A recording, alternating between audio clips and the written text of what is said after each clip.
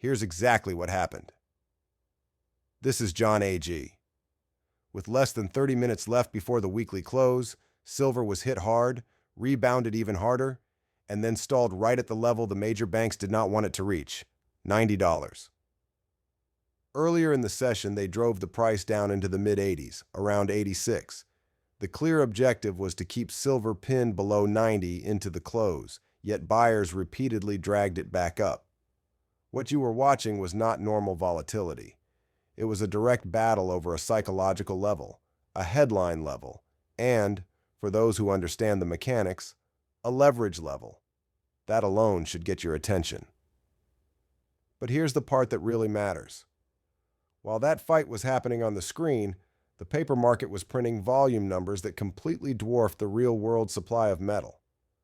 We're talking about quantities of silver being traded that the entire planet cannot even produce in a single year, all in a market where physical supply is already tight.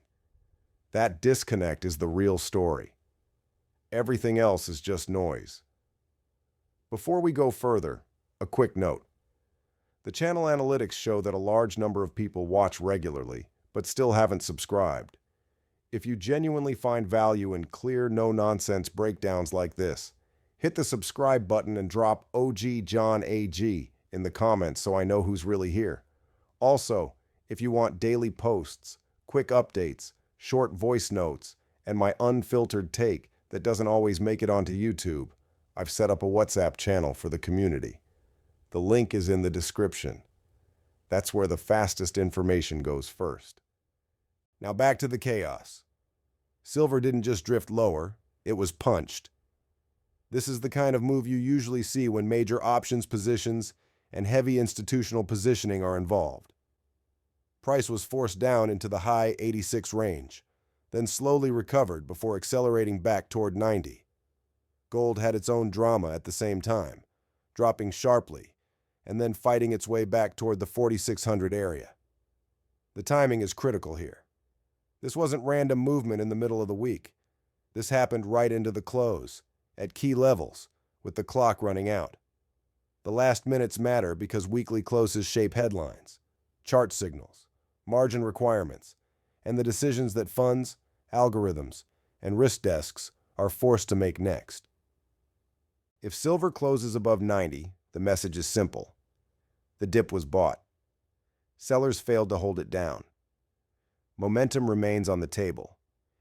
If it closes below 90, the media gets to roll out the same tired narrative about rejection, failure, and cooling speculation. That messaging isn't accidental. It's part of how the game is played. Let's talk about the numbers behind this. When I say 1 billion paper ounces, I'm not being dramatic. I'm describing how futures contracts translate into metal. One standard silver futures contract represents 5,000 ounces. So when you see a day where 250,000 contracts trade, that's roughly 1.25 billion ounces changing hands on paper. The punchline is obvious. The world doesn't mine 1 billion ounces of silver in a year. Not even close.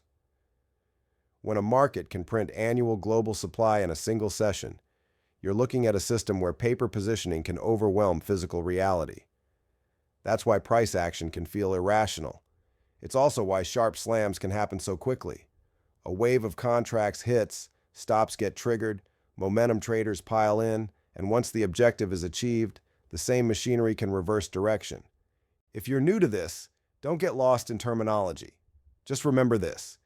In heavily leveraged markets, price is often a negotiation between paper positioning and physical constraints, not a clean reflection of how many coins someone bought that day. Let's rewind the sequence so you can feel how this unfolded. Going into the session, silver was already tense after recent highs. During the day, it was aggressively shoved down into the high 86 range. That was the shock. Immediately after, price began crawling back, 87, 88, 89, and then toward the magnet at 90. With about 20 to 25 minutes left, silver hovered just under 90, moving in tiny increments, 8 cents under, 12 cents under, 2 cents under, briefly poking above, then slipping back below. This microdrama is where big money focuses, because every penny decides whether options expire worthless or in the money. whether charts print a breakout or a failure, and whether next week opens with confidence or doubt. At the same time, gold was navigating its own obstacle course, dropping hard into the mid-4500s before snapping back toward the upper 4500s. When both metals recover after a hit, it tells you the pressure isn't isolated. The clock mattered, the close mattered, and the level mattered. Earlier in the week, paper trading volumes translated into more than 1 billion ounces in a single day, and then nearly the same again the following day. Let that sink in.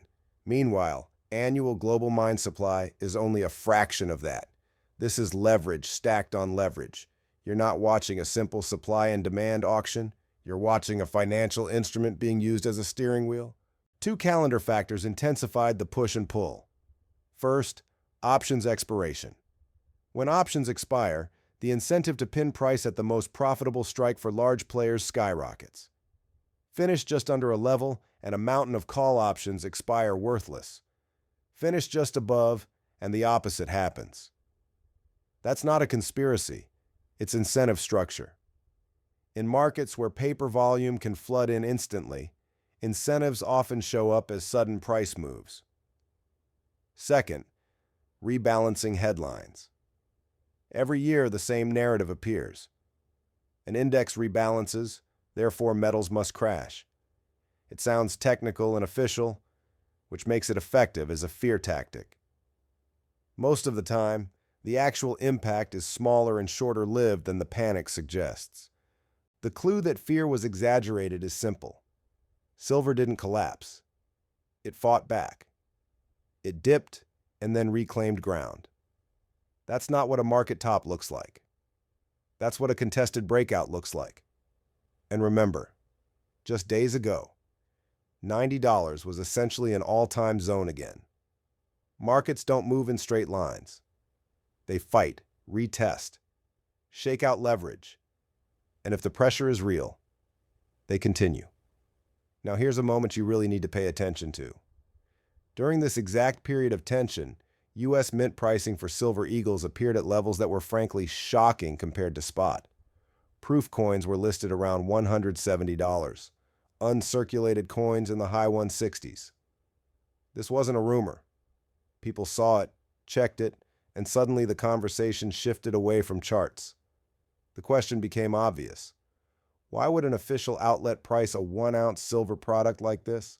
Think about what that does to perception. Someone hears silver is around 90 and thinks it's expensive but manageable. Then they see a government-issued product priced at nearly double that. Either premiums are exploding, spot isn't telling the full story, or both. From a risk management perspective, this makes sense.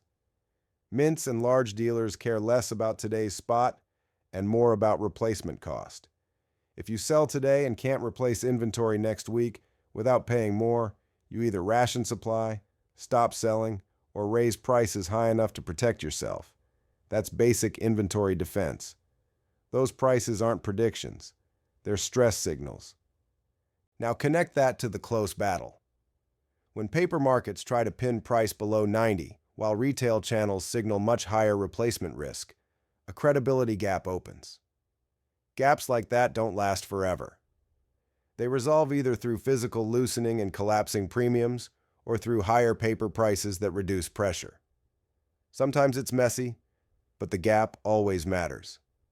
Despite crash narratives, physical demand remained firm. In real crashes, premiums collapse because nobody wants the product. That didn't happen here. People still want silver. That's the difference. So what do you do with this information? First, don't confuse collectible pricing with raw metal value. A proof coin isn't a generic bar. But also don't ignore the direction of official premiums. Direction matters. Second, compare more than one price.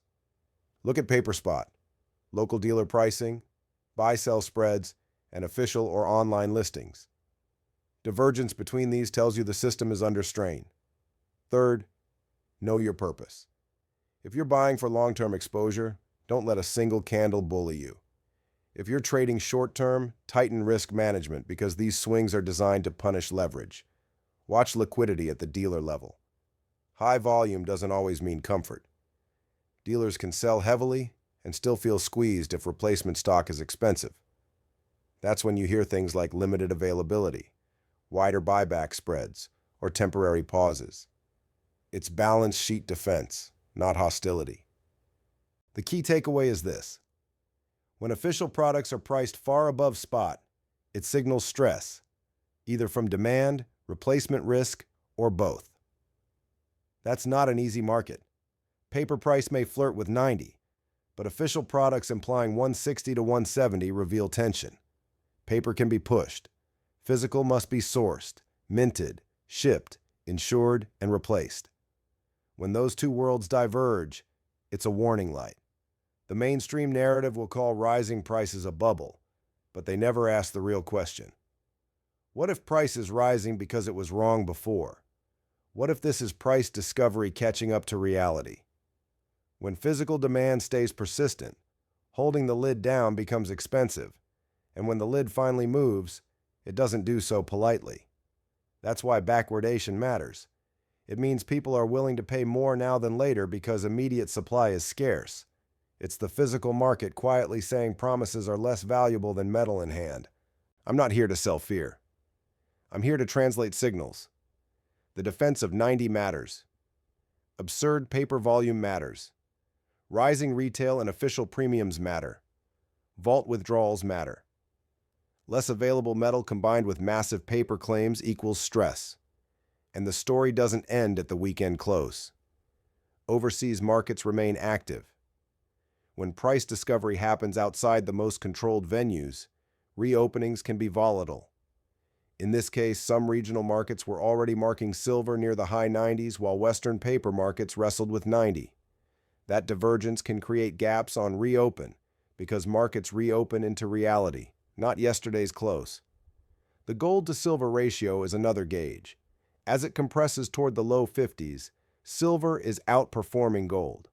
Combined with vault outflows and a tightening deliverable float, the system becomes more fragile. This setup suggests the next move won't be gentle. It might not be immediate or straight up, but pressure systems don't release softly. If you're wondering whether to wait for a dip, understand that trying to time perfection means competing with entities that can move paper prices at will. Consistency beats emotion.